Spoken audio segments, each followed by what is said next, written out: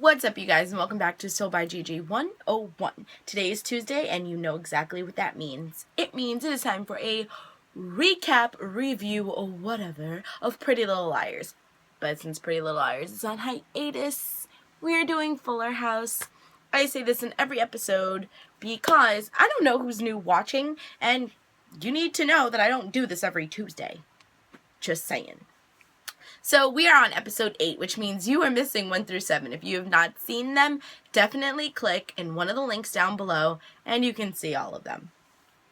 So episode 8, holy crap. I enjoyed this episode so much. Why? Because DJ finally made a mood on Dr. Mech Hottie Pants. You guys. Oh my gosh. Okay. So in this episode, Kimmy is still confused about whether she wants to be with Fernando. DJ is making out with the hot guy. We see Danny Tanner come back in as, Danny Tanner. And Max is suffering from lying and all the consequences that come with lying. And he's also suffering from missing his dad because DJ's husband, I think his name was Mike Fuller, died. He was a firefighter. And Max basically makes this promise that he can get a fire truck to his friend's house and for his birthday, and they can all get a ride on the fire truck. And that was really sad. Just because, we're talking about a kid who lost his dad very young and doesn't have really any memories of him. And he said that, I have a really hard time remembering him. And that was really sad. And then we're also looking at the fact of DJ struggling to decide whether she wants to date again. I can't imagine being married to someone that you love so much and them being taken away, them dying and having that feeling of like cheating by dating someone else, even though your significant other unfortunately has passed away. It still has to be a really hard decision, especially when you throw children into the mix. It's just got to be really hard, and that was a serious side of Fuller House. But on the more whimsical side, just the whole secrets of Kimmy and Fernando kind of sneaking around and making out and stuff like that, and DJ jumping into the arms and making out with Dr. Mech Hottie Pants. And of course, my favorite character, Stephanie, trying to figure out why the two soccer moms are getting all the play and she's folding socks. So that was pretty much the episode. This is got to be like the shortest review ever. Let's talk about what I liked about the episode and what I didn't like about the episode. I really enjoyed the episode, actually. The only thing that I didn't like really about it was seeing Danny Tanner. And I'm a little bit confused as to why we didn't see his wife in this episode if he was in this episode. Like, I just don't understand. Because in, the first episode, he was married. Remember, he was married to Natalia Boavista from CSI Miami.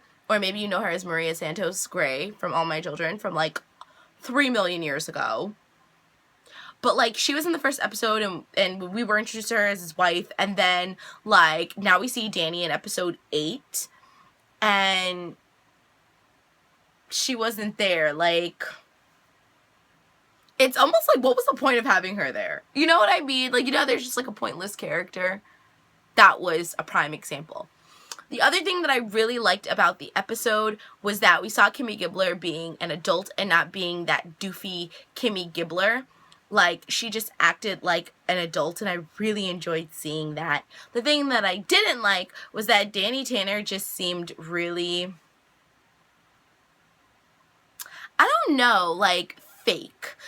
In Full House, Danny Tanner's character seemed really genuine about, loving his family and being clean. He acted as if him being clean was just him being a germaphobe and being obsessive compulsive about being clean. In this episode, it just made him seem like he was being melodramatic and being a parody of the character Danny Tanner. And I didn't really like that. If you're going to play your character, at least play your character like how you played it before. You know what I mean? Danny Tanner was already adult in Full House, so him being older, you can't really whatever. But this was actually a really good episode, and the episode flew by so quickly, which was why my review is kind of really quick, because I just really got caught up in the whole kissing thing and the whole what, like, what? And it was so weird, because leading up to their kiss, basically, she was supposed to be doing inventory with Dr. Hottie McHotterpants. His name is actually Matt, but I just like Dr. Hottie McHotterpants better. And after they did inventory, they had Chinese food, and they were kind of flirting or whatever. And she's like, oh, I guess we should go. And he's like, you go, I'll clean up. She says, thank you. She goes to leave. Well, they hug it out, and then she goes to leave, and he goes, DJ, and she, like, takes off like freaking a bat out of hell, and, like, jumps into his arms and starts kissing him, and, like, just as a viewer watching all this tension build up, you're like, yes, yes, yes, yes, yes, and then he's like, oh, I was just gonna tell you that you forgot your purse, and she was like, oh, well, I thought you, well, obviously, you know what I thought.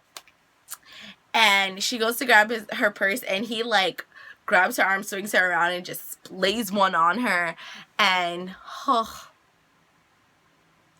yeah. Good stuff. Real good stuff. It was a really good episode. I enjoyed this episode. I enjoyed it in the sense of it being, you know, like an episode from Full House. That would have been a really good episode that I enjoyed.